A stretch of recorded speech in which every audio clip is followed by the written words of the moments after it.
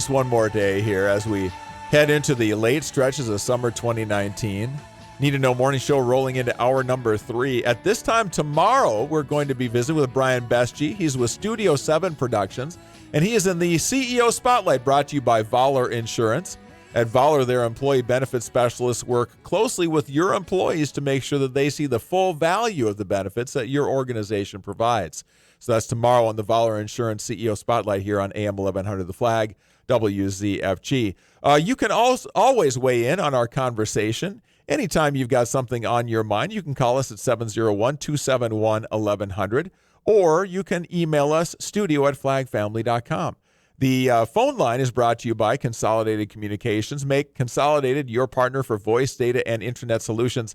That's Consolidated Communications, fast, dedicated internet that's never shared. We are pleased to have in studio this morning Dr. Rupak Gandhi, and he is the Superintendent of Public Schools in the city of Fargo. Been on the job for a year now, and this is the week that all the kids are getting ready to head back to school. And, of course, the kids that are playing fall sports have, in many cases, already been back to school, getting ready for the season. The football kids, I see that soccer had some games on Friday already. So, the fall sports season is underway, and school will get going this coming week. Dr. Gandhi, thank you for coming in. Always great to see you. Oh, thank you for having me. I'm glad to be here. Yeah, so is this the calm before the storm, or is the storm already storming at the school as the kids come in Thursday, right, for first day of school? Yeah, kids come back on Thursday, and it's an exciting storm that's just brewing. So Yeah. I don't know if it's necessarily calm. I think we have teachers getting their classrooms ready, and they're excited, but it's a lot of good work and a lot of positive energy. What's it like this time of year when everybody comes back in and you have a week like this week now when it feels like really things start up? Is it exciting? Does it make you nervous? Do you feel like, oh my gosh, I'm not ready for this to begin? What are the emotions like? I think it's a little bit of everything. I think we're always nervous.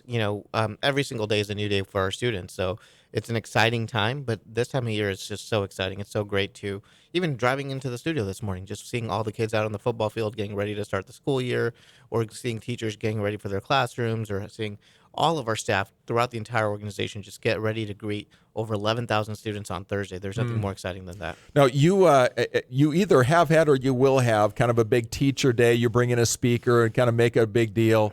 What is the message you want your teachers to hear from you? What's your keynote to the teachers as they begin to welcome the kids back into the classroom? Sure. So, that big day for us is tomorrow. Okay. Tomorrow at Shields Arena, we get an opportunity to greet all of our staff. And we do have a keynote speaker, and she's going to focus a lot on just the importance of relationships and having meaningful relationships with students. As for my speech, it's really about 3 things. One is just building connections with our students, building connections with our colleagues, and then also, just most importantly, building connections with our greater purpose in Fargo Public Schools and our mission and what do we want to do. I'll also focus a lot on just where are we as an organization and what's our path forward. What does the future for Fargo Public Schools look like? So those are just going to be some of the key things that we get to highlight. And then just having over just a year under my belt, just some things I've learned in the Midwest that in the past year that are new to me, and just valuable experiences, I would say. Yeah, you, if I remember your bio right, spent time in California and Texas maybe before coming to North Dakota. So you've kind of seen the West, the South, now the Midwest or the North, I guess, here. What have you learned about how we do life here that's been helpful to you as you've prepared to lead the district through another year?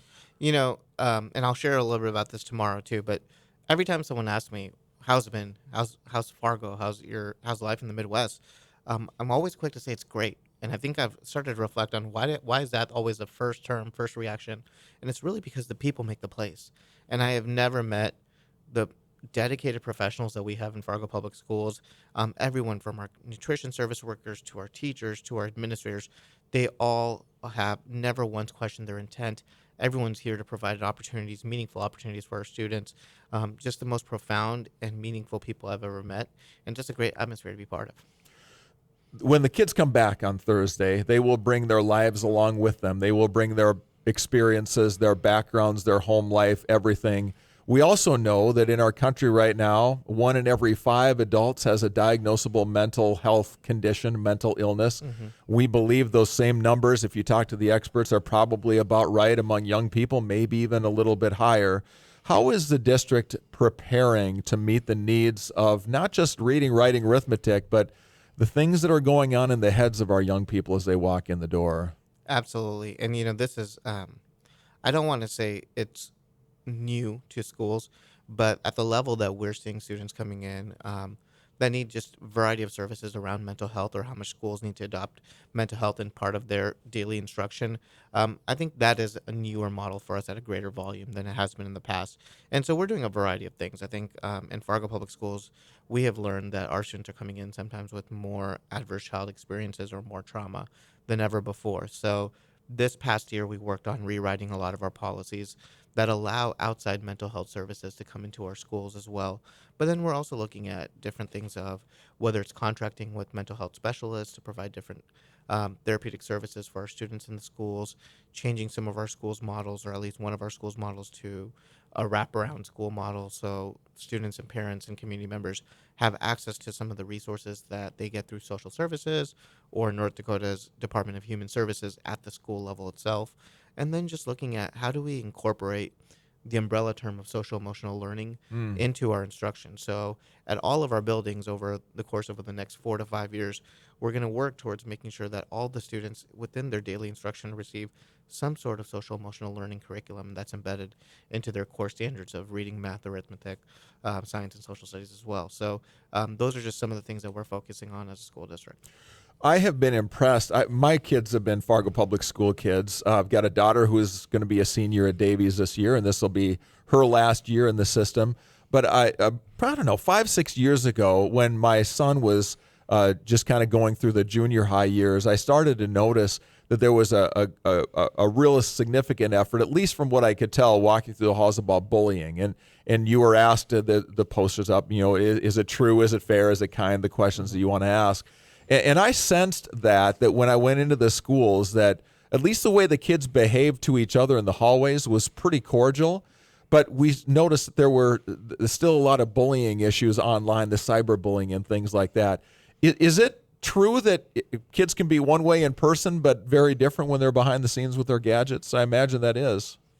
I would say that's not unique to kids. I say that's unique to adults as well. So I think that's just that's the nature of, we have over 11,000 students in Fargo Public Schools, and for the most part, we have students that are the most amazing and brilliant students. But do we also have students that sometimes make decisions that they shouldn't have? Absolutely. Even in high school, I think there's a lot of decisions that I would have not made if I were to go back now too. So I think it's just part of being that part of that environment. And when you have so many students that are spend so much time together throughout the school year, you're talking about 5 days a week, 8 hours a day for 175 days. How do you create an environment where there isn't conflict or there aren't issues of bullying, and how do you promote that positive environment? And that's something that we're working towards every day. I was at a family picnic a couple of weeks ago, and I found myself at a table with 3 young people, probably ranging in age from 15 to 23, 24. And our family is like most. We've got some families, units that are very conservative, some that are pretty liberal, and everywhere in between. And with kids, you never know where they're going to fall on different things. So I asked them, I said, okay, we've got these mass shootings that are going on out there. Where do we start in trying to fix that problem? Do we talk about the guns? Do we talk about the kids? And 2 of the 3, the first thing they said was, we need to identify kids in our high schools, and one of them is in the high schools right now. So we need to, this is the first one that spoke up, we need to figure out these kids in the high schools that are starting to really get wayward with things, because that's where the whole thing starts. It's kids that get disturbed in their minds. Do you agree with that? Is that the first place we look when we're trying to solve these societal problems, is trying to figure out what kids are being left behind, what kids are isolating themselves, what kids are doing destructive behaviors? Is that as good a place to start as any? I think it's always a good place to start with making sure that every student has a champion. I think every student, should have a meaningful relationship with someone in their schools. And that's a lot easier said than it is done, because some students, just the nature of their personalities, everyone's very different. We often say, or I'll often say, no 2 learners are the same. So how do we standardize education to meet the individual needs of every child? And that's difficult, but I think that is a good place to start. And I don't necessarily think it needs to start at high school. I think sometimes students at even our earliest levels, starting with kindergarten onwards, or if not earlier, just need an adult or another student, someone that they can connect with to build that relationship. There's a fantastic group here in Fargo called Level Up. And Level Up is an organization that's comprised of several other resources that we have in the community. And what we do is we take a look at what we call a social capital index for students and what leads to at-risk student behavior.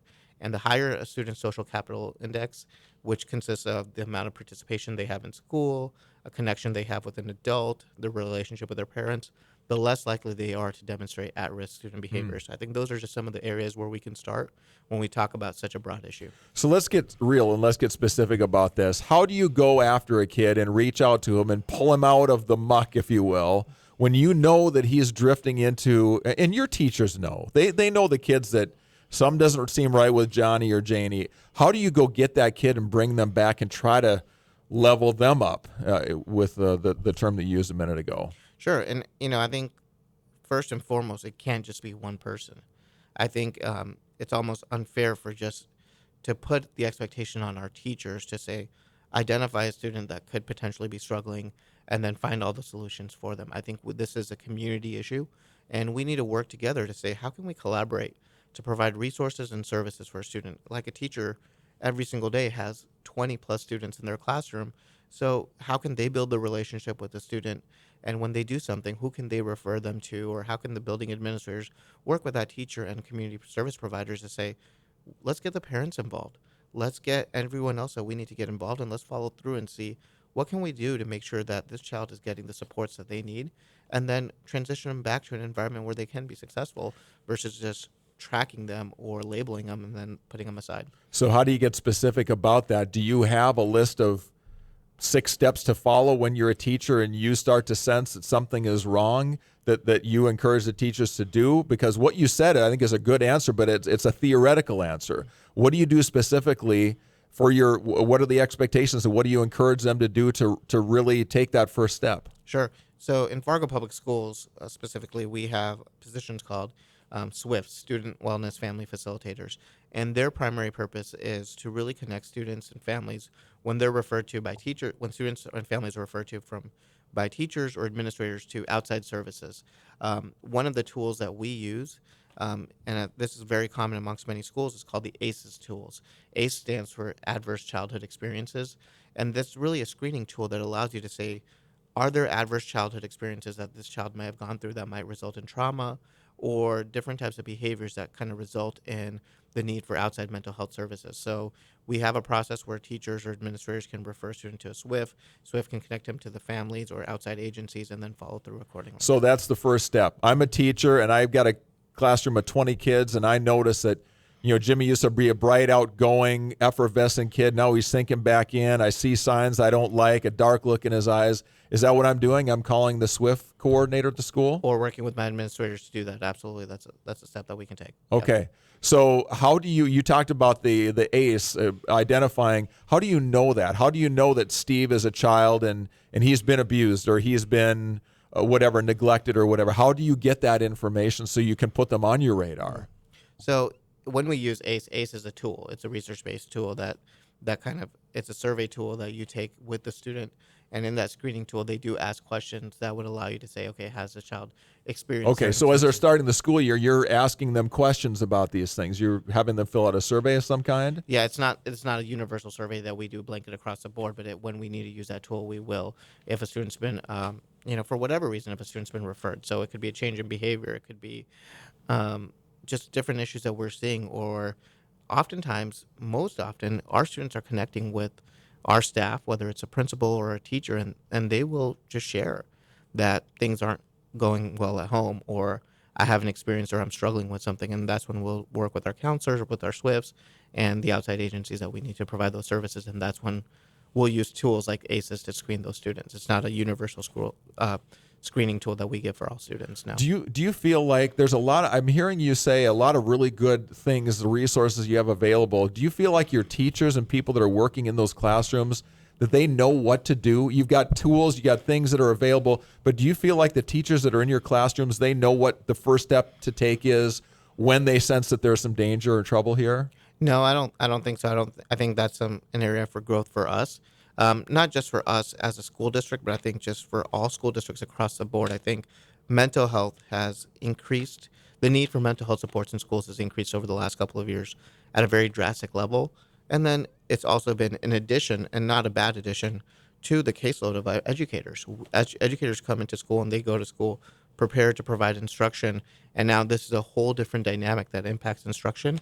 And we're not mental health experts. And that's why we really need to rely on our community and outside supports and different resources that we have to be able to provide training for our teachers and see what they can do. But at the same point, teachers can only do so much as well when you have 20 plus students in a classroom and you're so much time in the day. Yeah. We're visiting with Dr. Rupak Gandhi. He is the superintendent of public schools in Fargo. When we come back, we're going to talk to him about the conversations that have happened over the last couple of years of maybe providing a central facility where students with behavioral health issues can go to have people teaching them and working with them in a specific setting. The idea came up. It kind of got shot down. Is that something that can come back around? We'll talk to him about that as we continue on the Need to Know Morning Show on AM 1100, The Flag. WFG. Well, you can't be a farmer if you're not a patient person. We're always waiting on something. The weather's too dry or too wet, the machinery's broke down, we need a part, or the price is too low and we just can't sell. But when it's time to go, you go to work and get it done. Mother Nature we can deal with. It's the politics that gets frustrating. The governor had to take emergency action to keep us from running out of fuel. Think about that. Line 3 is ready to go. Most communities support it, yet a few folks keep throwing up roadblocks. It's nuts. Line 3's passed the test, as far as I'm concerned. Going on 4 years, hundreds of permits, they got billions of dollars, thousands of jobs on the line. We need it. It's been tested, and it's safe. When it's time to go, you gotta go. Line 3 is ready to go. Minnesota farmers depend on safe, reliable energy. Join us at mnagenergyalliance.com. Steve and Teresa Navigate Life, sponsored by Fargo and West Fargo UPS Store, where they offer more than shipping. They have everything you need: printing, designing, packaging, and notarizing. Teresa, I was talking with a pastor not too long ago, and this person said to me that one of the biggest things people in the Fargo, Moorhead, West Fargo community are being crippled by every day is fear. So many of us are living in fear day to day. Let's talk about that today. I think that's so true, and it is such a reality because, we have so much access to information. The headlines are all around us. We can see what's going on in the world, and of course, a lot of that is highlighted as the negative that's happening. Yes. So we can easily give into that, but when that happens, it's tough to give the world our best version of ourselves. When we look around and we see all those signs, it can be easy to give in to fear. We can approach the day with fear, worry, and anxiety instead of hope and optimism. So tell us how we get past that. What do we do to get past that and focus on the good things so we're not living in this fear all the time? Well, one of the things that helps me is I look at 2 Timothy chapter 1, verse 7, because the Bible has a lot to say about fear if you start looking that up. And this put it in context for me. It says, "For God gave us a spirit not of fear, but of power and of love and self-control." So when we know that fear doesn't come from God, then that gives us freedom to choose differently. If you think the UPS Store only offers shipping, you've got another ing coming. The UPS Store has every ing you need, located on 13th Avenue in Fargo and Blue Stem Drive in West Fargo.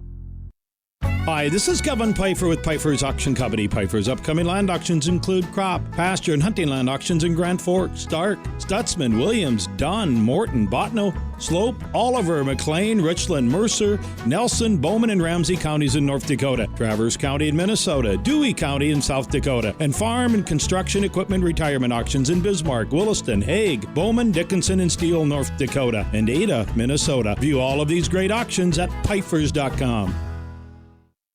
Go ahead, check your weather app. Then check here for a more helpful forecast. I turn on the radio. We're your official severe weather station, AM 1100, The Flag. It's 8:25 on the Need to Know Morning Show. Here's your WZFG 3-day forecast. Lots of sunshine today, going up to 85. Tonight, we do have a 30% chance of rain. The low will be around 64. Tomorrow, gradually becoming sunny with a high of 78. Tuesday's low 53 and Wednesday sunny and 74. Right now we're sitting at 58. 825, Need to Know Morning Show. Thank you, Alex. We're visiting with Dr. Rupak Gandhi. He's the superintendent of public schools in Fargo. School begins across the district on Thursday. He's been kind enough to take a few minutes out of a busy Monday morning. Dr. Gandhi, I'll ask you this because I asked you this during the break. You gave me a quick answer. We can sneak it in here. Do you feel like you always wish you had more money to do more things, obviously, in your district, but do you feel like the state legislature is giving you what you need to meet your basic needs within the schools? I think the state legislature is now recognizing that mental health is a big need and social emotional learning is a big need. So we've made progress towards that avenue, but I think that's still an area for us as we grow as a school district. This past year, during the legislative session, Fargo Public Schools' #1 ask was for support around social emotional learning, and it looks very different district to district. As a large district in the state of North Dakota, Fargo is very blessed to be able to provide school resource officers. Law enforcement in the schools. Law enforcement for building securities. But we know that some of our smaller rural districts in North Dakota, they don't even have that. So when we're talking about our need is school psychologists and therapists, there's some schools that just need access to law enforcement at the secondary level. So we understand it's a big, broad umbrella, and I think the state's working towards recognizing that, but still definitely one of our biggest needs. How much do you worry about a school shooter coming into one of your buildings? We do everything that we can. We do emergency response situations. We worry about school shooters as much as we worry about any other tragic event that could happen in our schools. And I think it's a matter of being prepared and making sure that our students are supported and creating an environment that we can, where students want to be there and they feel engaged. One of the things that we really measure in Fargo Public Schools is our secondary student participation rate, whether it's in an athletic activity or an activity, a different academic activity, or any type of extracurricular activity. And most of our schools are above 60 to 70%. And that's a really big pride point for us because we know when students are engaged with the schools, there's a connection to the school and they have a pride point with the school. So hopefully we can do what we can to build that connection for students. I want to ask you about the behavioral health campus. It had been talked about for a while. Beth Sleddy from West Fargo was sort of taking the lead on it. It gained some steam, and then there was some pushback, and so it kind of took a break. Is that idea being reformulated within the different school districts here in the metro area? Yeah, and it's not a campus for behavioral health or behaviors. It's a campus for what we call Setting D services. So Setting D is a school that provides Setting D services. Setting D is a level of services for students that qualify for special education as dictated by their IEP. In the state of North Dakota, we don't have any regional centers that offer an environment where students can receive Setting D services, and that's what we're talking about. How can we, as neighboring school districts and regional partners, come up and provide that environment? Because we see that in Minnesota and states across the nation, but it's just a gap in services that we offer. So what does that look like? It's not just a school for behaviors, or just because you have a behavior, you're going to go to the school. No, it's a school for students that have certain neurobiological disorders, and they may manifest in some behaviors, but the whole point is, can we provide a learning environment where there aren't as many triggers or stimuli that manifest in behaviors that can cause you to be unproductive and get the instruction you need? All right, so you're expanding the definition of what kind of student would attend this school or this kind of campus, it sounds like. Yeah, it would have to be a decision based on that student's individual education placement team. Yeah. Very good. Dr. Gandhi, I wish we had another hour. We could fill it pretty easily. Thank you for coming by. Good conversation today. Wish you all the best. Our best wishes and prayers go out to you for a successful school year and a safe one and a happy one for everybody. Thank you very much. Looking forward to it. Thanks for coming in. Dr. Rupak Gandhi, Superintendent of Fargo.